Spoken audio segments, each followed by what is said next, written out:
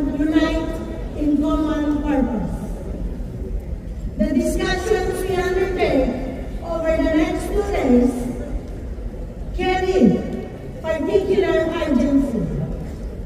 We stand at an inflection point where digital transformation is no longer